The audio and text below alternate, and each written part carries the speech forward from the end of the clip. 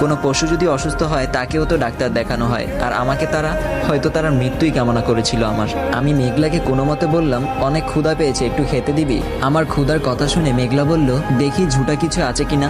মেঘলার কথাটা শুনে বুকের ভিতরটা মুচড়ে উঠল। আমি আজ এত অবহেলিত, সব ওই নুসরাতের জন্য। একটু পর মেঘলা একটা প্লেটে কিছু ভাত, সাথে আলু ভর্তা আর ডাল দিয়ে গেল। ক্ষুধার তাড়নায় দেখার সময় ছিল না কেমন ছিল খাবারগুলো, তবে খাবারগুলো কেমন টকটক লাগছিল। এইভাবেই চলছে আমার দিন। একদিন রাতে খাবার খাইতে বসছি, এমন সময় আব্বু এলো রুমে। আব্বু বলল, রাফি প্লিজ তুই আমাদের মুক্ত কর। তোর জন্য এলাকায় যে সম্মান ছিল তা তো অনেক আগেই চলে গেছে, এখন অন্তত ঘরের শান্তিটুকুটাও কেড়ে নিস না।